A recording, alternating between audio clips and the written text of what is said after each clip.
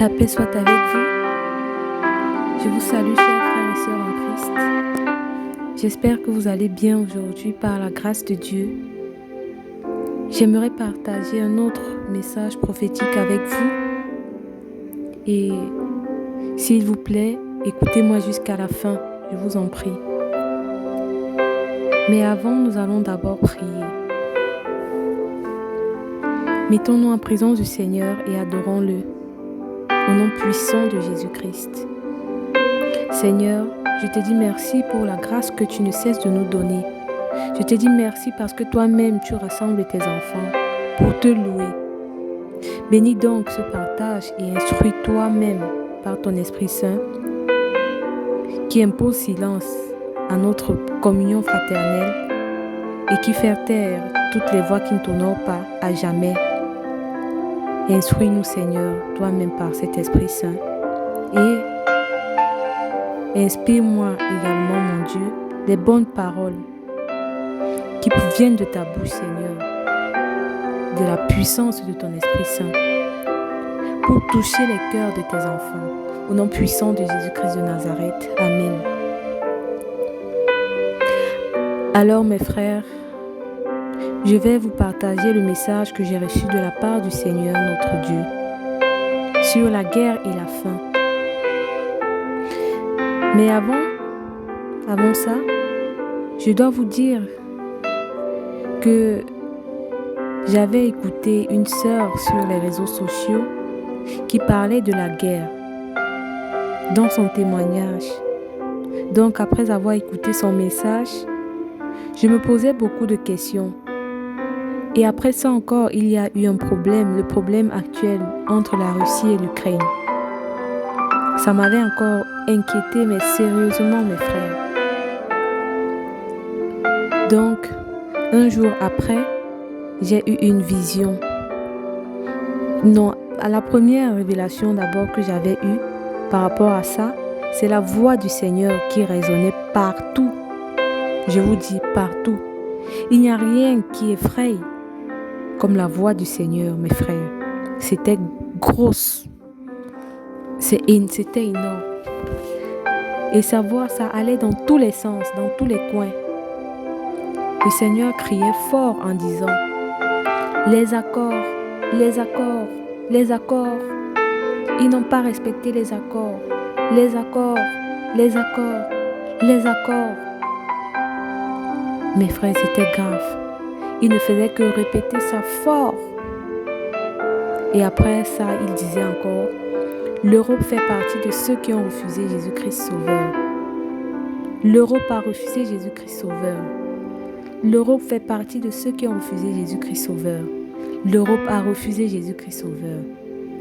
Mes frères, c'était très terrible. C'était terrible, mes frères. Quand il disait ça, c'était très inquiétant. Parce que c'était une déclaration de guerre que le Seigneur disait. Ce n'était pas un avertissement, mes frères. Excusez-moi. Parce que ce n'était pas un avertissement. Parce que quand le Seigneur disait ça, il grondait. Il grondait en disant ça dans ce songe. Et je comprenais directement le sens de ce que de l'intonation de la voix du Seigneur. Mes frères, je comprenais directement le sens de ça dans le songe. Et je paniquais parce que c'était une sentence terrible que le Seigneur exprimait là. Mes frères, il annonçait une sentence terrible pour l'Europe. Et il annonçait une grande guerre dans la zone là, mes frères. Chez les Blancs là, il annonçait une grande guerre. Vous savez, mes frères, parfois pour exterminer un peuple, je veux dire, ceux qui sont tête dans le mal et qui refusent de cesser le mal, le Seigneur sème donc une confusion dans le camp de l'ennemi. C'est donc ça qui va se passer. C'est pour cela que vous voyez, le président de la Russie, il a un air très déterminé contre l'Ukraine, parce qu'ils n'ont pas respecté les accords. Comme le Seigneur disait dans la révélation. Les accords, ils n'ont pas respecté les accords. C'est pour ça que vous voyez le président de la Russie, il a un air très déterminé contre l'Ukraine dans l'engagement qu'il a pris là. Et le reste de l'Europe va vouloir se mêler de ça, tout simplement, parce qu'ils veulent faire chuter la Russie. Et c'est là que la vraie guerre va commencer, mes frères. Ce n'est pas pour dire que le président de la Russie est un saint. Non, loin de là. Mais le Seigneur me faisait savoir que tous ces gens-là sont des rebelles à sa volonté. Parce qu'ils disent qu'ils sont puissants. Ils disent qu'ils sont puissants. Alors, le Seigneur va donc semer une grande confusion qui va déclencher la guerre et la famine. Une grosse famine. Il y aura beaucoup de difficultés. Et tous les autres pays qui vont vouloir se mêler de ça, chez les Blancs là, tous les autres pays qui vont vouloir se mêler de ça, vont aussi être attaqués. Mes frères, donc, pour mieux comprendre ce que je dis, prenons un passage dans la Bible, dans Luc 21, versets 25 à 26. Dans Luc 21, versets 25 à 26, je lis la parole du Seigneur. Il y aura des signes dans le soleil, dans la lune et dans les étoiles. Et sur la terre, il y aura de l'angoisse chez les nations qui ne sauront que faire au bruit de la mer et des flots. Les hommes rendant l'âme de terreur dans l'attente de ce qui surviendra pour la terre, car les puissances des cieux seront ébranlées. Vous voyez? Prenons encore Acte 19, verset 32. J'espère que vous avez vos Bibles. Prenons Acte 19, verset 32. Donc, je lis la parole de Dieu. Les uns criaient d'une manière, les autres d'une autre, car le désordre régnait dans l'assemblée et la plupart ne savaient pas pourquoi ils s'étaient réunis. Donc, il y avait le désordre dans l'assemblée et la plupart ne savaient pas pourquoi ils s'étaient réunis. Vous voyez? Il y en a beaucoup d'autres passages comme ça, mes frères. Même le psaume 40, verset 14 le dit. Que tous ensemble, ils soient honteux et confus, ceux qui en veulent à ma vie, pour l'enlever. Qu'ils reculent et rougissent, ceux qui désirent ma perte. Prenons même encore le psaume 55, verset 9, qui dit aussi, réduis à néant, Seigneur, divise leur langue, car je vois dans la ville la violence et les querelles. Alors, mes frères, lisez vous-même, c'est dans la Bible. Si vous voulez même après, pour ceux qui n'ont pas de Bible, vont relire après ces versets et ces psaumes. Ici, le psaume 55, verset 9 le dit très bien, l'explique très bien. Le Seigneur divise leur langue, ainsi pour que la justice soit. Parce que la justice, là, c'est sur la terre et dans les cieux, hein, mes frères. Donc, le Seigneur divise leur langue, il sème la confusion, mais tout ça, c'est l'œuvre du diable. J'aimerais vous bien souligner cela. Dieu ne vient pas pour faire le mal. Mais Dieu, c'est le diable qui fait ça. Parce que le sang, quand il y a le sang, lui, il est content, puisque il se nourrit, c'est son carburant. Mais comme ils disent qu'ils sont puissants là, c'est donc là que le Seigneur contrecarre tous leurs plans. Et il sème la confusion pour réveiller son peuple, pour rendre justice à son peuple. Mais son peuple doit écouter le Seigneur, le peuple de Dieu doit l'écouter.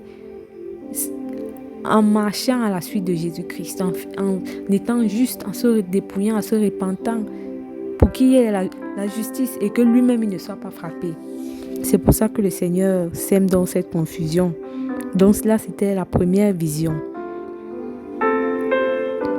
Maintenant, dans la deuxième vision, mes frères, c'était ici en Afrique, parce que je suis en Afrique, je suis africaine, mes frères africains. Chers Africains, mes frères, faites très attention, je vous le dis. Faites attention. Alors, dans le deuxième songe, partout en Afrique, c'était comme un camp de réfugiés. Donc, j'étais dans mon pays Mais je voyais aussi tous les autres pays de l'Afrique dans mon songe. J'avais la capacité de voir tout ce qui se passait dans les autres pays africains. C'était comme si c'était même réuni. Oui, mes frères, c'était comme un camp de réfugiés. Il n'y avait même plus de belles maisons. Les maisons, c'était les cages, comme les cages de chiens que les gens avaient bricolées, que certaines personnes avaient bricolées pour s'abriter, parce que tout était cassé à cause de la guerre, à cause du désordre. Aussi, à cause du désordre et de la guerre qui avait aussi touché l'Afrique. Certaines personnes, à certaines familles, il leur manquait seulement leur voiture, une voiture. D'autres, c'était seulement la boutique qui leur manquait. D'autres n'avaient même rien. Ils avaient tout perdu. Il n'y avait plus à manger, même de l'eau, mes frères. C'était grave. Oh, mes frères, je vous dis que c'était terrible. Alors, j'avais ma maison encore dans ce songe-là. Je ne sais même pas comment vous expliquer ça, mais c'était ma maison dans le songe. Et j'avais certaines réserves dans la maison parce que dans mon songe, je me suis souvenu que le Seigneur m'avait révélé dans ce même songe qu'il y allait avoir de la famine et de la guerre qui allait toucher l'Afrique. Donc j'avais fait certaines réserves, je m'étais préparée quand même. Mais ce n'était pas la bonne nourriture, la nourriture qui flatte mes frères. Mais c'était les tubercules, le manioc, les ignames, le tapioca, les avocats, c'était les arachides, les allumettes, l'huile, des choses comme ça, mes frères. Et certaines personnes que je connaissais et d'autres que je ne connaissais pas venaient me demander à manger. Et j'abritais même certaines personnes. Parce que dehors, c'était grave. Tu ne pouvais même pas sortir n'importe comment. Parce que si on te voyait dehors, te balader pour aller dans le marché, pour aller en route, je ne sais même plus s'il y avait les routes, mais si on te voyait que tu sortais pour aller loin là, on allait t'arrêter. Et c'est comme ça, mes frères. Donc, il n'y avait plus... Donc, il fallait rester à un endroit regroupé. C'est pour ça que les gens mouraient de faim, de soif. Et ceux qui n'avaient plus de maison restaient comme ça. Ceux qui n'avaient plus rien restaient comme ça. Il pleuvait même sur eux. Sur les enfants, les vieux, les jeunes. Et ceux qui avaient encore leur voiture ne suffisaient même pas dedans. D'autres entraient même à la malle arrière, mes frères. C'était terrible. C'était grave, mes frères. C'était terrible. C'était traumatisant.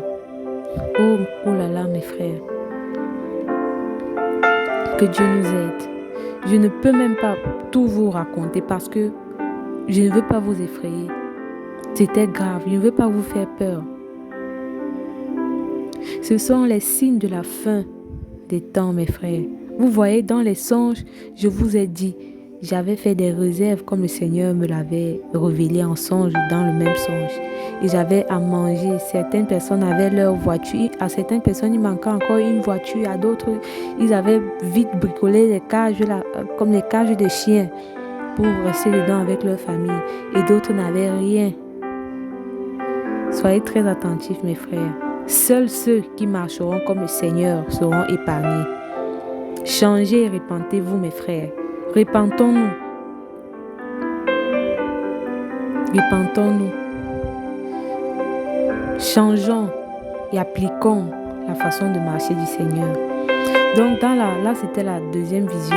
Dans la troisième révélation, c'était les criquets qui envahissaient les rues. Ça mangeait même les gens. Ça se posait sur les gens, ça suçait. Et dans le songe-ci, certaines personnes venaient de chez les Blancs pour se réfugier ici en Afrique. C'était certains de nos frères. Mais c'était trop tard pour eux parce qu'ils ont résisté là-bas chez les Blancs au lieu de fuir pour venir vite se préparer ici en Afrique. Ils ont hésité à cause de comment on allait les regarder. Ils ont été flattés par la beauté de l'Europe avec tout ce qu'ils avaient là-bas. Ça les a fait perdre du temps. Alors, ils n'ont pas eu le temps de venir se préparer ici en Afrique. Alors, on les a, à cause de la guerre de la faim, on les rejetait. Parce que on privilégiait, les Blancs étaient chez eux. Même comme il y avait la guerre, ça tuait les Blancs. Mais les Noirs, nos frères, ils ont perdu le temps. Donc, quand la guerre et la faim les rejetaient, ils ont donc d'autres fuyaient aussi pour venir en Afrique. Mais c'était trop tard. Ce n'était plus évident, mes frères. Ce n'était plus évident de s'insérer. Le Seigneur nous invite donc à nous repentir en ces temps de la faim. Vous savez, on dit souvent la fin des temps est personnelle. Mais pour ce qui arrive là, mes frères, faisons attention. Repentons-nous. Ne soyons pas rebelles. Ne soyons pas rebelles parce qu'il m'a dit, le Seigneur m'a dit que la guerre et la famine, là, ça va s'étendre dans les 4 coins du monde. Avec le temps, ça va prendre de l'ampleur. Ça sera grave, mes frères. Les choses vont devenir très chères. Ça va s'aggraver. Tout sera très cher. Faites des réserves petit à petit et changez de cœur. Changez vos cœurs, changez de vie. Laissez tout ce qui est mauvais. Repentons-nous, mes frères. Préparons-nous petit à petit. Laissons tout ce qui est mauvais. La vie de dehors, la boisson, le vol, l'adultère, la jalousie, les marabouts, je ne sais pas, tout ce qui est mauvais, le manque d'attention, la méchanceté, tout ce que Dieu n'aime pas. Chacun de nous, on sait ce que Dieu n'aime pas. Écoutons la voix du Seigneur.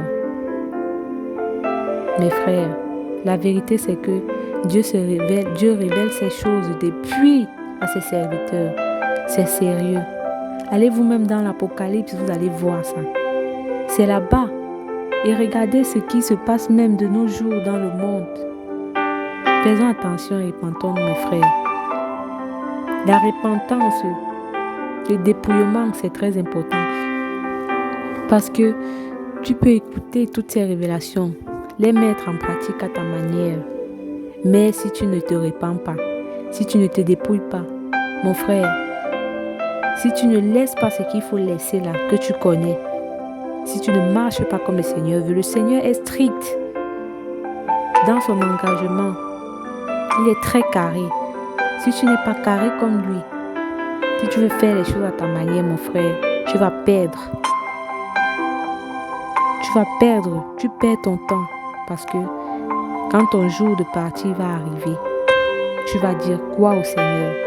Qu'est-ce que tu vas dire au Seigneur? Rien. Le Seigneur se révèle de plus en plus. Et il dit la même chose à ses serviteurs. Regardez vous-même, mes frères. Dieu ne ment jamais. Pourquoi est-ce qu'il va mentir? Le Seigneur se révèle au travers des révélations et dans sa parole. Le Seigneur ne ment jamais. Sa parole là, c'est la même chose qu'il depuis. C'est dans sa parole et dans les révélations. Dieu ne ment jamais. Alors changeons et écoutons. Appliquons ce que nous dit notre Seigneur dans sa parole et au travers des révélations. Il ne cesse de se manifester depuis, mes frères. Aussi, lis ta Bible, je t'en prie. Cherche à avoir ta propre Bible et lis-la toi-même. Tu verras. Fais-le, mon frère. Donc, mes frères, voilà un peu ce que j'avais à partager avec vous aujourd'hui. Que le Seigneur nous aide. Donc, nous allons prier pour la fin. Nous allons prier le Seigneur. Seigneur Dieu Tout-Puissant, nous te bénissons et nous te glorifions pour ton amour manifesté dans ce partage. Toi-même, Seigneur, fortifie-nous et guide-nous sur la route du salut. Presse les pas de nos frères qui sont encore derrière nous et fais-nous tous nous retrouver et entrer dans ton enclos pour ta plus grande gloire, au nom puissant de Jésus-Christ de Nazareth. Amen. Alléluia. Gloire à Dieu. Que la paix du Seigneur soit avec vous, au nom puissant de Jésus-Christ.